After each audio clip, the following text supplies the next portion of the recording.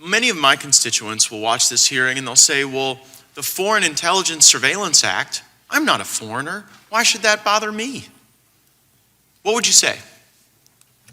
Americans' communications are swept up in enormous volumes, so enormous that the government won't tell us how big it is because it would be a very awkward number for the government to disclose. I suspect that's the real reason.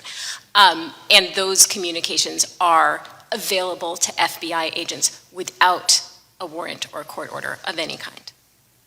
And you talked about these backdoor searches, and that's been an intense focus of the committee. Could you help define that for folks so they understand the risk there? Sure. What a backdoor search is an electronic query of data obtained under Section 702. So the communications are obtained. They are placed into data systems at the NSA and then shared with the FBI, the National Counterterrorism Center, and the CIA.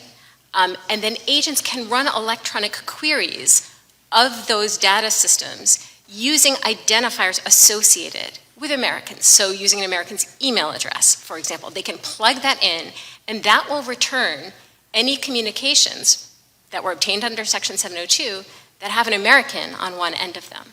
And it almost feels like there's a digital file out there about millions of Americans, and I'm sort of wondering how, and we've tried to get straight answers from folks who work in the government about this question, but what we've learned is it's upwards of 10,000 people who can conduct some of these backdoor searches. Have any of your studies evaluated the breadth of individuals who can engage in this violation of our civil liberties? No, we don't know the number, but I think... Isn't that scary?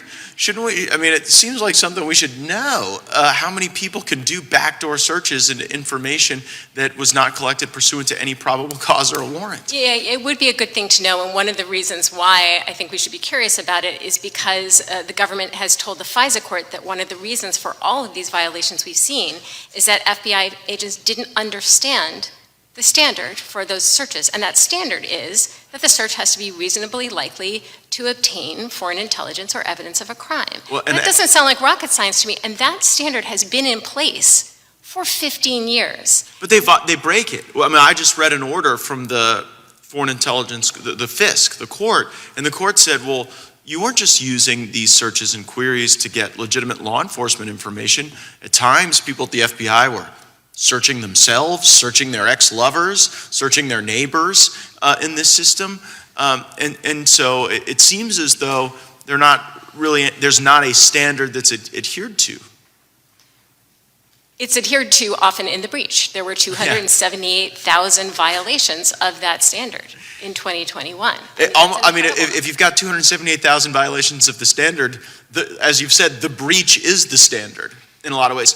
So we have this tactical question coming up. We have FISA that is set to expire, and I believe we should let it. I believe the standard of violation of breach is so pervasive that the patient is not savable, that we have to design something totally different outside of 702. And then I have other colleagues who are like-minded in my desire to protect civil liberties, but who suggest tactically that the best approach is to try to insert strong warrant requirements. This is my 7th year in Congress, Mr. Kiko. I certainly don't have your experience, but I want to draw on it because I want to get your advice. I've gone down this road with the Cheneyistas and others who bring us to the precipice of reform, and then at the last moment, it seems as though the civil libertarians rarely prevail over those who purport to be defending national security, no matter how many violations of our liberties occur. And so would you advise a reform effort or an expiration strategy, and why? Well, I would. That's a very tough question, and I know that's why you ask it. And I can actually see my preference would be some kind of reform effort with teeth and accountability, because there hasn't been any teeth and there hasn't been any accountability in the oversight that's been conducted. We're always at the end of the system. They say they're going to do something. It never gets done. 4 years later, we find out there's massive violations. Everybody comes, well, we're going to do it this time. But there's no accountability among the people that are breaking the law. There's no accountability among the administration. It doesn't matter. There's nothing.